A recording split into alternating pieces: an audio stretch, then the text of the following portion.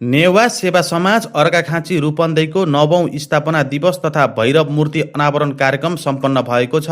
मङ्गलबार एक समारोहका बीच बुटोल उपमहानगरपालिकाका नगर प्रमुख खेलराज पाण्डेयले देवीनगर स्थित भैरव मन्दिरमा भैरव मूर्ति अनावरण गरे।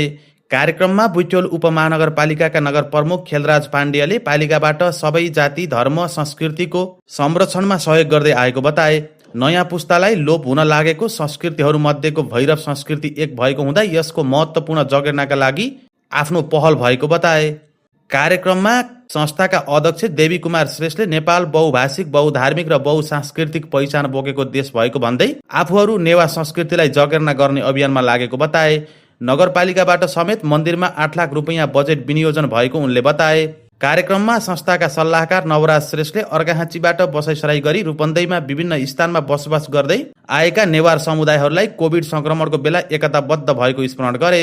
समुदायको विकासमा नेवार समुदायबाट समेत केही योगदान दिने लक्ष्यसहित देवीनगरमा मन्दिर निर्माण गरी अघि बढेको बताए। धार्मिक र ऐतिहासिक महत्त्व बोकेको बुटोलमा भैरवको मन्दिर नरहेको बेला आफूहरूले यो पहल थालेको उनले बताए। कार्यक्रममा उपाध्यक्ष दुर्गा श्रेष्ठ, नेवा पुच नेवा विकास समितिका अध्यक्ष काजीमान श्रेष्ठ, नेवा देय देबु नगर समितिका अध्यक्ष सुन्दर श्रेष्ठ, संस्थापक अध्यक्ष बाबुराम श्रेष्ठ लगायतले बोल्दै भैरवनाच विविध नेवारी कला संस्कृतिहरूलाई जगेर्ना गर्दै महत्त्वपूर्ण काम संस्थाबाट भएको बताए। भदौ 5 गतेबाट तालिम दिएर भैरवनाचको तयारी भएको छ। मन्दिर निर्माण पूरा भएसँगै अब सामाजिक भवन निर्माण गर्ने सोच संस्थाको छ।